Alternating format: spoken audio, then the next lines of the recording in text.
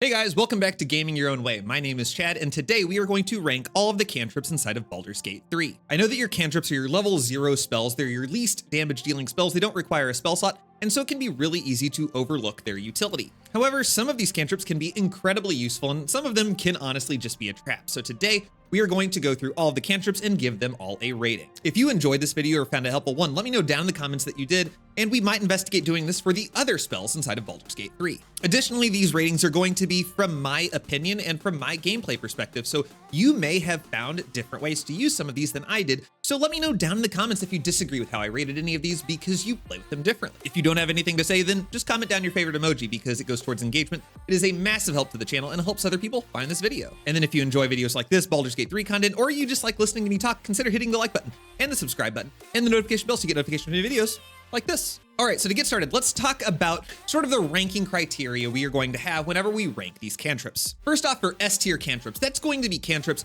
that are phenomenal top tier cantrips that you either A, always want someone in your party to have, or B, there are classes that are willing to cross class or take magic initiate just to get these cantrips. S tier is dedicated to the very special cantrips that have a lot of utility inside and potentially outside of combat. So don't be offended if one of your cantrips doesn't make it into the S tier. A tier cantrips are going to be extraordinarily good cantrips. There's nothing wrong with being in the A tier. It's just that cantrips in the A tier may be really good for your specific class, but maybe it's not useful enough for another class to multi-class and try to take that cantrip. B tier is going to be a good cantrip, but it's going to be kind of build dependent or situational dependence. It's not necessarily going to be that the cantrip is bad, but it's going to be that it is good in the right scenario or with the right character build. A cantrip that is in the B tier could be S tier under the right conditions, but otherwise it kind of is a little lackluster. C tier cantrips are going to be cantrips that aren't really bad, and maybe they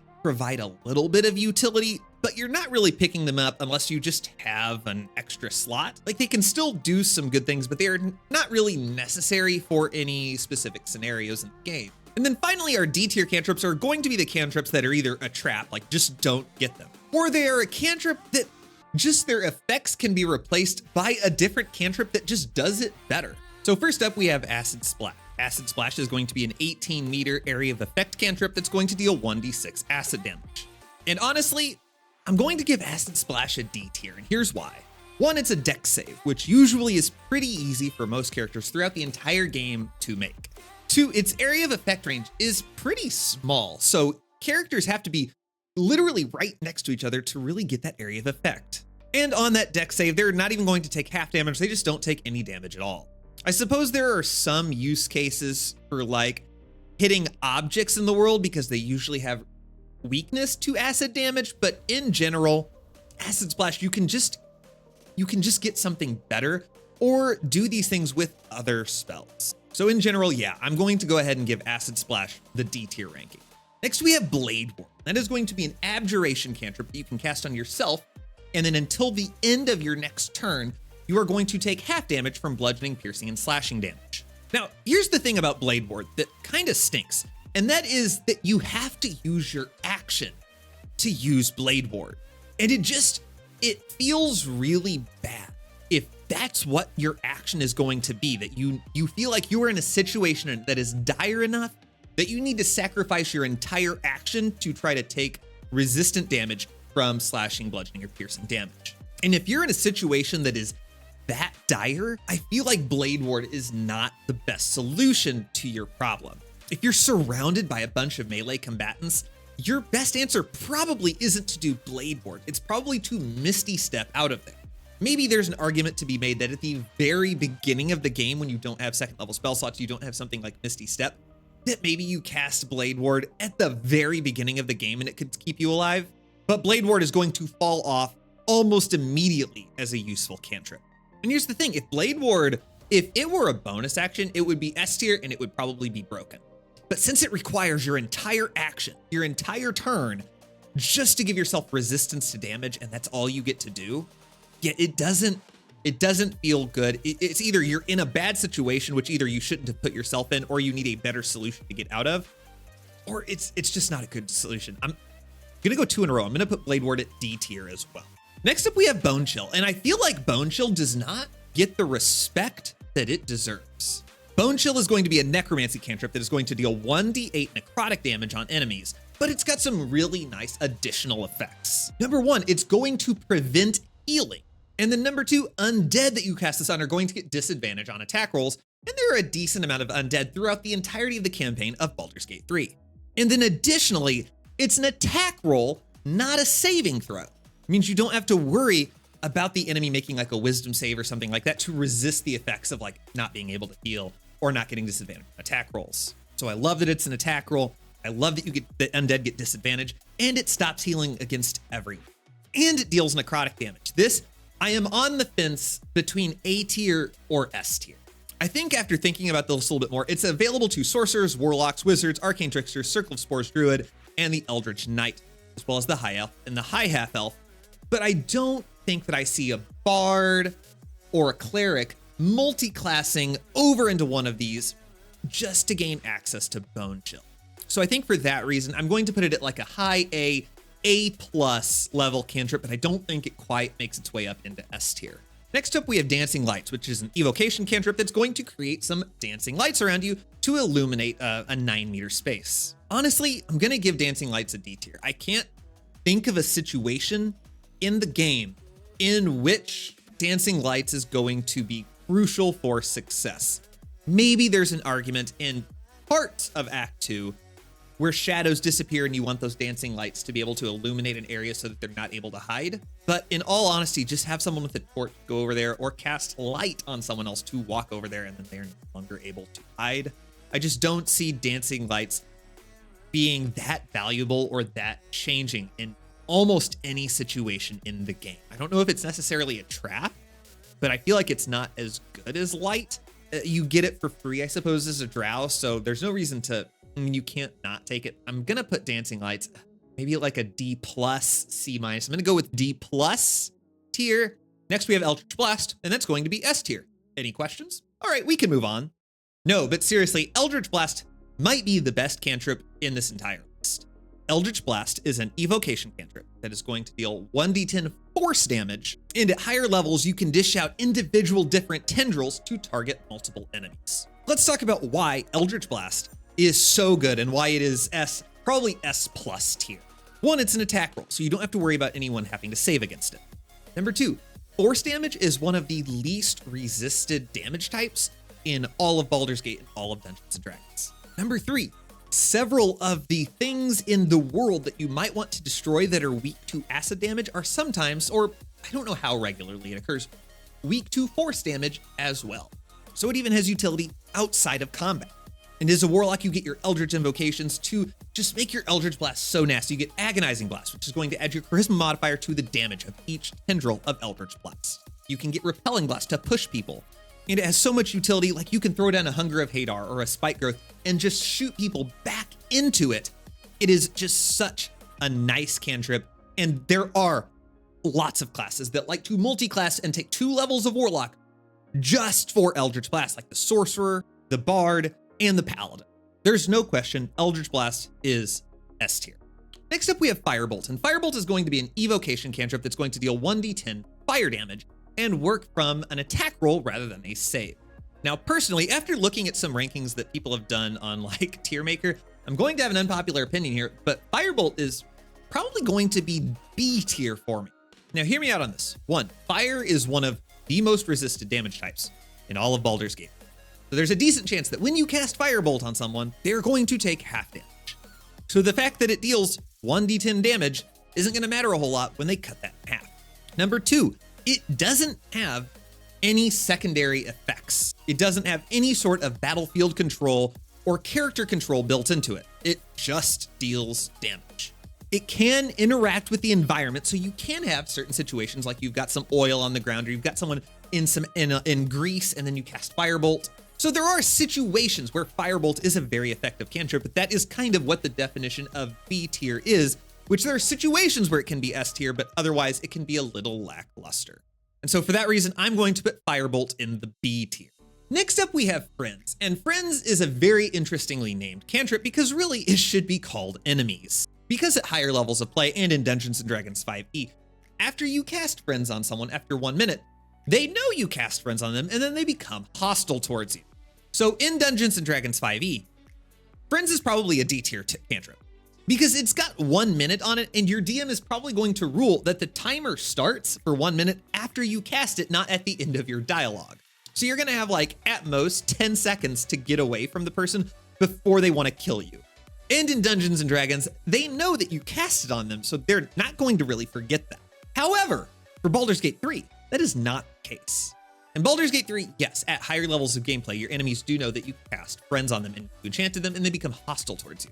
But there are some very important caveats to this. Number one being that if you just yeet yourself out of there, if you just run, they won't come after you. They're not gonna chase you down and try to kill you. I mean, they will look for you, but they'll give up like a Skyrim character that you shot and they're like, what was that? And then they just go back. Number two, the countdown for 1 minute starts after your dialogue on which you used it concludes. So you have ample time to get away from that character before they become hostile. And then maybe the most important part of this, they do not remember that you cast Friends on them. So if you cast Friends on someone, you leave and then you come back. They're not going to remain hostile towards you. If Friends functioned more like it does inside of Dungeons and Dragons, then I would put it in the D tier, but because this functions so well, I'm putting Friends at the S tier. I love having Friends as long as you know that it could potentially cause someone to be upset with you and you know that you are going to have to book it as soon as you use it and then come back. Friends is great. So yeah, Friends is going to go to S tier. Next, we have Guidance. So Guidance is going to be a divination cantrip that you can cast on someone, and then they are going to get to add 1d4 to their ability checks for the next minute. Now, Guidance in Dungeons and Dragons is probably an A-, maybe a B+ tier cantrip for a couple of reasons. In Dungeons and Dragons, Guidance is an action. It is not a reaction. Your dungeon master may allow you to use it as a reaction, but it is not. So if your person is talking to someone and they say something that is intimidating, and your DM says, go ahead and make it an intimidation check, and then you as the cleric are like, Christ be with you, my friend, to give them guidance. As the DM, I'm like, it's too late. Like, you should have cast guidance before he intimidated them. Why are you casting guidance is what I as the DM would say to them, and they are going, you are reacting to the fact that they have made an intimidation check. Guidance in Dungeons and Dragons 5th edition requires forethought to use. Additionally, it requires your concentration. Once again, however, Guidance acts very differently in Baldur's Gate 3.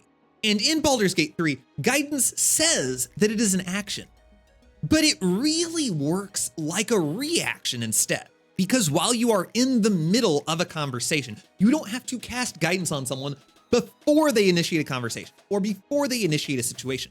You have the option to add it to your roll at any time, and it applies to every roll in that situation, whereas in Dungeons & Dragons, it only applies to one ability check, and then the spell's effect ends. There are some situations where you have to cast Guidance as an action, say whenever you're trying to stealth or whenever you're trying to pickpocket and add sleight of hand, you do have to cast it before you do those things. But for a majority of your uses, Guidance is going to be used pretty much as a reaction. So the fact that it is used really as a reaction and the fact that it applies to all ability checks during a situation, I have to give Guidance an S tier. If Guidance were changed, again, like Friends, to work more like it does in Dungeons and Dragons, it would easily be lower, but because it works the way it does, it is such a powerful cantrip. And because she's hot and because she has Guidance. Those are the two reasons why you have Shadowheart in your party, let's be honest. Next up, we have the cantrip Light. Light is going to be an evocation cantrip where you can infuse a magical light on an object. Again, very, very important, an object, not a human or a person or a creature. And they are infused with that magical light until a long rest. Light has similar effects to dancing lights. However, I'm going to give Light C tier as opposed to D tier for dancing lights. And here are a couple of reasons why. Number one, Light is not a concentration-based spell, so you can cast Light and then forget about it. You don't even need that person to be in your party anymore after they cast Light. Thinking about it, that's the only reason. It's not concentration. It does its thing, it's effective for whenever you're in Act 2, but on the whole, it's not the best cantrip out there. You can't like cast light onto a shadow so it's illuminated so it can't become invisible. So I would put it at C tier. Like, I use it, but usually because there are objects in Act 1, like the ring, I can't remember what the ring is, that gives you light. So usually there's an object or something that gives it to you. You don't have to pick it yourself. And that's usually where my light cantrip comes through. So I take it because I have it and I use it, but I don't need it and I probably wouldn't pick it up on its own. So I'm gonna put light at the C tier. Next up, we have Mage Hand. Mage Hand is going to be a conjuration cantrip, which allows you to have a spectral hand that can manipulate objects. Now, Mage Hand, I'm kind of conflicted on, because in Dungeons and Dragons, there are a lot of really fun ways that you can utilize Mage Hand. But in Baldur's Gate, I'm struggling to think of very many situations in which you need Mage Hand. Like I'm thinking in Act 1, yeah, in the Underdark, I'm trying to avoid spoilers. There's one situation where you might want to use Mage Hand. But otherwise, like Mage Hand can be nice, but like they've added the fact that you can just shoot arrows at levers and stuff. You don't need to use Mage Hand to interact with levers. So there's just not a lot of really interesting scenarios because it's a video game and you don't get to, you know, kind of create things like you can in Dungeons and Dragons. I don't see a lot of reason to use Mage Hand or to take Mage Hand other than the fact that you just have it. So Mage Hand, I'm going to put it at the C- tier just because there are a couple of situations in the game where you can use it. Gith Yankee get it for free, and that's about the only time I would take it. Like I would take it, I suppose, if I had the extra spot. There are some times where you can use it. But on the whole, it's not a cantrip that I ever find myself in a situation where I'm like, boy, if I had had Mage Hand, this would have been an entirely different experience. So for that reason, Mage Hand just barely is going to squeak in Baldur's Gate 3, the C tier. Next up, we have Minor Illusion. That's going to be an illusion cantrip, which is going to create basically a cat over in an area that is going to distract enemies. Minor Illusion is actually a phenomenal cantrip. Minor Illusion, I'm going to put it A tier because its utility is very high inside of Baldur's Gate 3. It can be really great in two specific scenarios. And I know that I said specific scenarios make something B tier, but these scenarios are widespread enough that I think it kicks it into A tier. And that is one, if you are in a situation where you want to pickpocket somebody, but there are too many people wandering around and you can't get into stealth, if you cast Minor Illusion, everyone will go and investigate it. You can then go into turn-based mode and you can pickpocket that person. It's an incredibly effective tool for pickpocketing. Number two, it is very, very helpful if you have a group of mobs that you want to hit with, say, a fireball, or you want to start combat and you want to throw them into a Hunger of Hadar, or you want to throw them into Spike Growth. You can throw down a Minor Illusion, the enemies will go and investigate the Minor Illusion, and then boom, you throw down a fireball, throw down a Hunger of Hadar, throw down Spike Growth, throw down Plant Growth, and then boom, they are all trapped, and you put them all into this little area. And there are a lot of situations where there are a lot of mobs that are kind of spread out that you want to be in closer proximity. For that reason, Minor Illusion is going to go into A tier. Next up, we have Poison Spray. Poison Spray is going to be a conjuration cantrip where you have a 3-meter distance that you can cast 1d12 poison damage, and it is a Constitution save. I'm struggling between C and D tier, and I think I'm going to take D tier. The 1d12 poison sounds really, really good until you realize that poison damage is one of the most resisted damage types inside of Dungeons & Dragons. It is a Constitution saving throw, which a lot of characters have pretty good Constitution, and you only get 3 meters in which to cast it. Poison Spray is available to the Druid, Eldritch Knight, the Sorcerer, the Warlock, the Wizard, and the Arcane Trickster. Most of those, 3 out of 5 of those, don't have any desire to be within 3 meters of someone to begin with.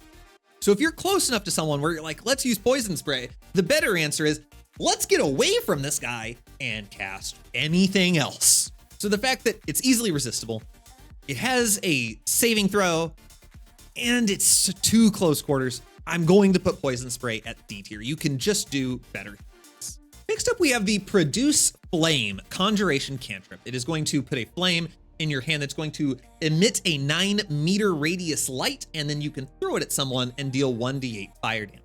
If you conjure the light and then throw it, conjuring and then immediately throwing all casts as one action. However, if you conjure the flame and you go on a subsequent turn, it then costs your action to hurl the flame at someone. I can see situations where this is useful, and I think I'm going to put this at C tier as well with the light cantrip for a couple of reasons. One, it has the utility of illuminating an area, which is useful. Number two, it has the ability to deal damage, albeit kind of garbage damage. But number 3, I have to, I'm making this similar to Dancing Lights, and Produce Flame does not require concentration.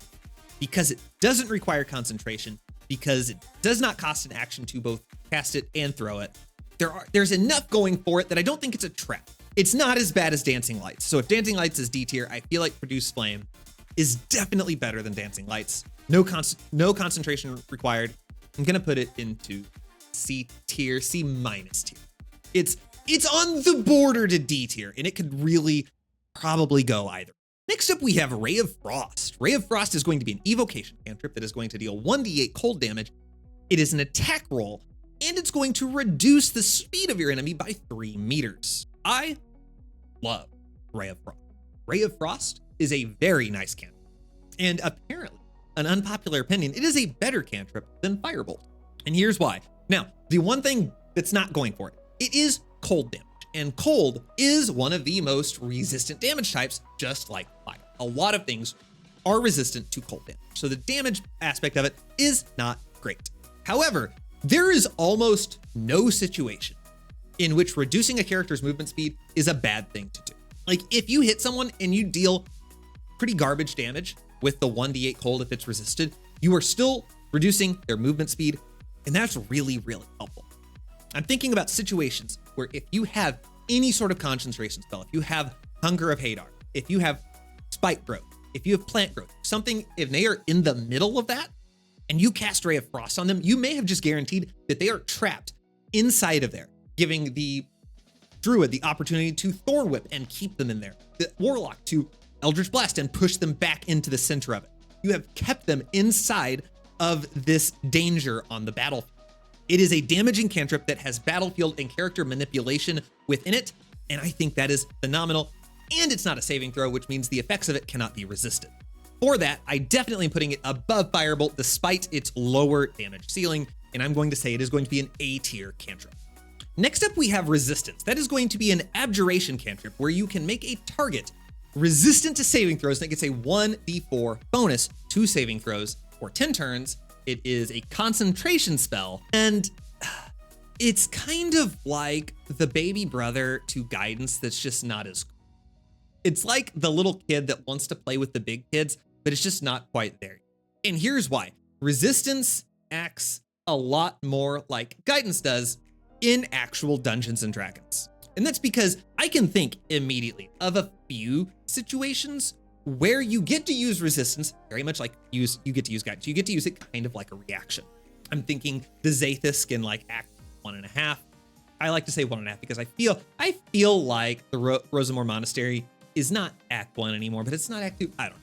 Regardless. I'm thinking when you read the Necromancy of Thay in Act 1, there are situations in which you just have to make a save during a situation or a conversation. But those situations are pretty limited and substantially less than ability checks that Guidance gives you. And outside of those scenarios, if you want to give someone a 1d4 bonus to their saving throws, thinking inside of combat, 1, requires your concentration.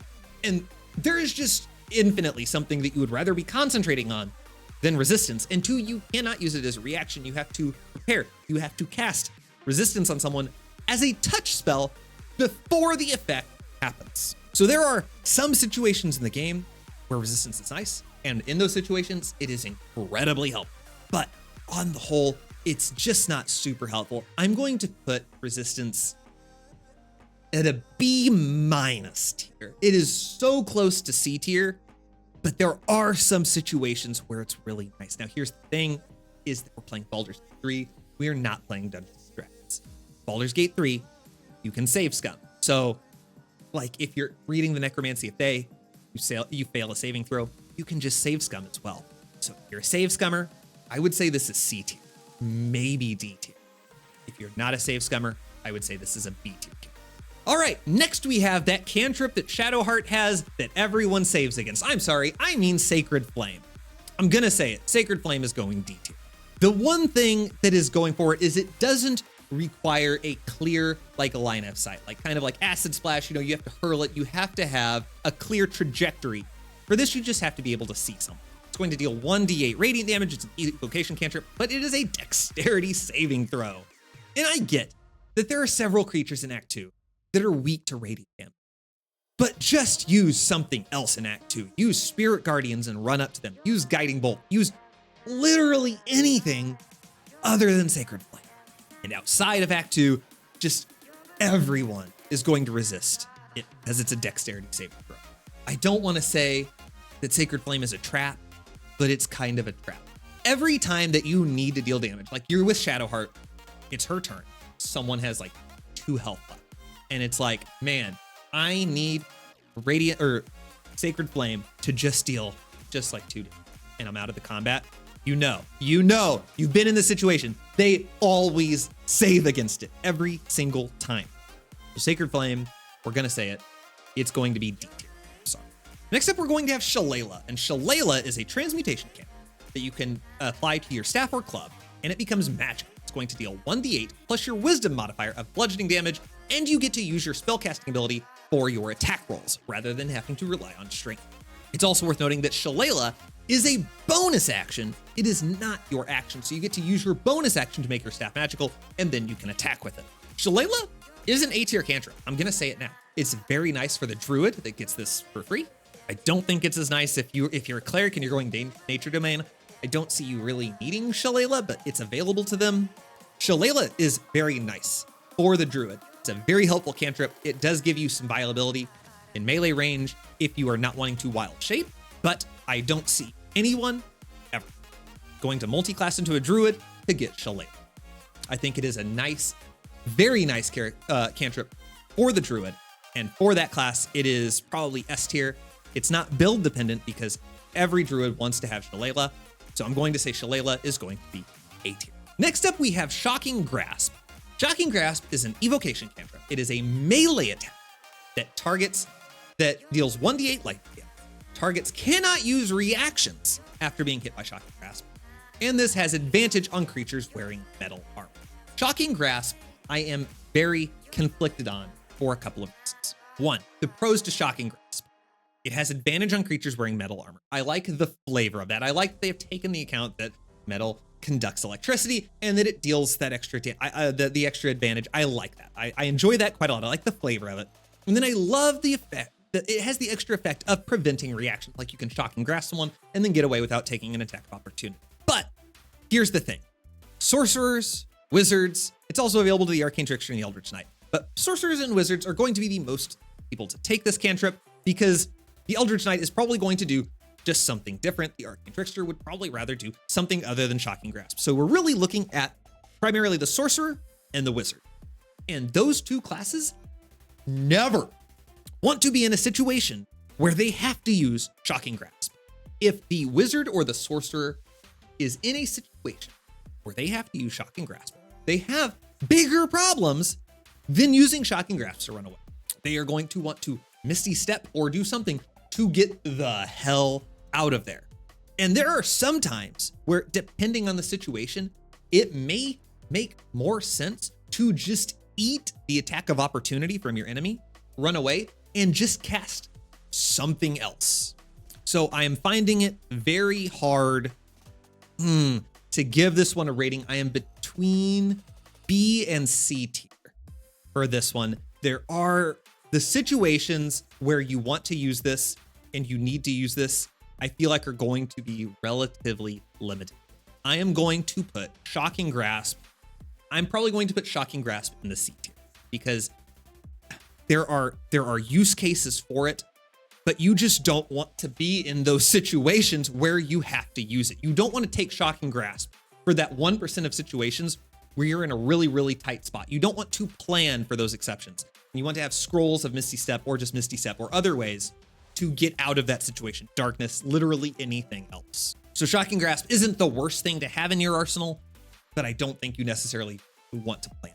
Next you have Thaumaturgy, very different to how it works in D&D 5e. It is going to be a transmutation cantrip that's going to give you advantage on performance and intimidation checks. Thaumaturgy, also known as just use friends instead. Thaumaturgy is available to the cleric and then to a couple of different variants, tieflings. Thaumaturgy is not bad by any means. If you have it, you should definitely use it, but just use friends instead. It does the same thing but better because it is wider spread. I get that Thaumaturgy does not have the effect of making someone hostile towards you, but as we talked about whenever we raided friends, just run away, just book it and come back. But Thaumaturgy is most certainly not a trap. I would say Thaumaturgy goes solidly in B tier. It has its uses. For the characters that get them, I would say take them. Like, you can find uses for Thaumaturgy, assuming you don't have all of A and S tier options above it, is definitely one that's worth taking. But if you have the option between friends and you have the option of Thaumaturgy, just take friends. Next, we're going to have Thorn Whip, and Thorn Whip is a transmutation that is going to deal 1d, what is it? Not telling me the damage. Ah, here we go, we found it. It is going to deal 1d6 piercing damage, and it's going to pull the enemy 3 meters closer to you, and it cannot pull anything that is huge or bigger. Thorn Whip is available to the Druid and also to the Warlock via the Pact of the Tome. Now I'm going to say this, and I feel like this is probably going to get a little bit of ridicule. I am very tempted to put Thorn Whip in the A tier, and but I'm tempted, I'm very conflicted between the A tier and the B tier, and here is why. It deals piercing damage. A lot of things are resistant to piercing damage, and in most situations, you actively don't want something to be closer to you. You actively don't want that to happen, but it's so the Warlock doesn't get the grasp of Hadar for their Eldritch Blast in Baldur's Gate 3. You don't get to pull people towards you with Eldritch Blast. If you have the Pact of the Tome, this is kind of going to act like that grasp of Hadar, where you can pull something closer to you, and it's going to be very similar to Repelling Blast in that it's good for battlefield manipulation. Oh, you want to kill something that's next to, you've got a chasm between you and them, just yank them towards you and they fall into the chasm. Maybe they're on the cusp of leaving like a spike growth or a plant growth, something like that, and you want to yoink them right back into it. Like, there are situations for battlefield control in which Thorn Whip is really, really nice. It's clearly not S tier because no one is going to be multi-classing into Druid or 3 levels of Warlock just to get Thorn Whip. And it's so easily resisted, and most of the time you don't actively want to pull someone closer to you unless it's maybe a mage or it's a ranged character. But there are really good situations, and I think, again, I defined B tier as build specific, and I feel like that's what this is. So Thorn Whip, we're going to put in the B tier because it can be incredibly useful if it's paired with the right party, and for the right situations, Thorn Whip can be very, very useful. But there are a lot of situations and it's not useful. So let's put it in the B tier. It's very nice to have. I would always take it as a Druid. There's definitely the argument to take it as a Warlock as well. Next up, we have everyone's favorite cantrip, True Strike. True Strike is D tier. Let's get that out of the way right now. True Strike is a D tier cantrip. I cannot think of almost any situation in which the correct answer is use an action to give yourself advantage for your next turn. You have to wait until the next turn to get to take advantage of that, unless you're, say, like an Eldritch Knight and you're using Action Surge, or you have something that has given you an extra action, or you're doing Quickened Spell as a sorcerer, in which case you're now having to use your sorcery points. True Strike would be broken if it were a bonus action. But since it is an action, that is a lot of planning that goes into it, and it requires your concentration. So you can concentrate on True Strike, someone hits you, and now you have lost the ability of True Strike. You don't get advantage on your next attack roll, and you have wasted the entire turn of combat. I truly cannot think of a situation in which you would want to use True Strike and it would be effective. Maybe at the very beginning of the game.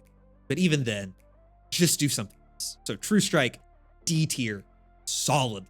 And then finally, our last cantrip is going to be Vicious Mockery. Vicious Mockery is available to bards, and it is available to bards only, I believe. Let me confirm that.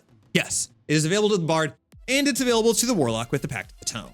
It is not S tier because I don't see anyone that is going to multi-class into a bard specifically to get Vicious Mockery. However, I would say there is a realistic world in which Vicious Mockery is A tier. Here's why. It deals 1d4 psychic, which is one of the less resisted damage types until you start getting into later Act 3. For the most part, psychic damage is pretty good. Maybe not against the Githyanki. I can't remember. They probably are resistant to psychic damage, and there's a decent number of Githyanki you have to fight. It is a wisdom saving throw, but you are using this against characters that are going to be making attack rolls, so probably more of your melee combatants who may not have the highest wisdom saves, which is good. But the big part of this is they gain disadvantage on their next attack roll. So the damage aspect of Vicious Mockery is kind of the afterthought. The big one is that you get to deal damage to someone and you get to grant them disadvantage on an attack roll. Once again, I am kind of in the middle of B tier versus A tier. It's not something that is build dependent. Every bard is going to get it. Every bard is going to use it. It is useful for every bard. No one is going to cross-class to get it from another class. But every bard is going to take advantage of Vicious Mockery, and also the flavor of the fact that you can just insult someone and kill them. That's really fun too. But that probably shouldn't go necessarily into tanking, but because the disadvantage on their next attack roll is pretty huge, and especially if you're going up against a big bad and they don't save, that could save someone's life. For that reason, I'm going to give Vicious Mockery A tier. I get, we're not playing Pokemon. Anyone that says, oh, it deals 1d4 damage, it's bad. Remember, this isn't Pokemon. The only thing that we're looking at is, we're not only looking at damage. And giving disadvantage on a next attack roll is pretty nice. And it's not concentration either. So if they don't save, they get disadvantage no matter what. I could see an argument for it going in B tier. It is definitely not lower than B tier. I'm going to put it like at an A- tier. I would not argue with someone if they said it was B tier, but I'm going to personally throw it into the A. All right, that has taken us through every single cantrip inside of Baldur's Gate 3. Let me know your thoughts down in the comments below. Which of these did you agree with? Which did you disagree with? Do you play the game differently so that you find some of these way more useful than I have? Let me know your thoughts. If you don't have anything to say, just comment your favorite emoji, because once again, that goes towards engagement. It's a massive help to the channel, helps other people find this video, and I greatly appreciate it. Let me know down in the comments if you found this video enjoyable, and we can look at doing this for other spells within Baldur's Gate 3. However, looking at this, I've spent an hour recording this video. This was a long video, and there are way more spells than there are cantrips. So if we do spells, they will be broken up into several videos. But if you would enjoy that, let me know. Make sure to hit the like button, the subscribe button, and the notification bell so you get notification of videos like this. If you're new to Baldur's Gate and you want to look at some more Baldur's Gate content, check this video out right here, where I talk about new tips for newer players. You can click right here to subscribe, or you can click right here for my playlist for all of my Baldur's Gate videos. Thank you guys for watching, and we will see you in a later video.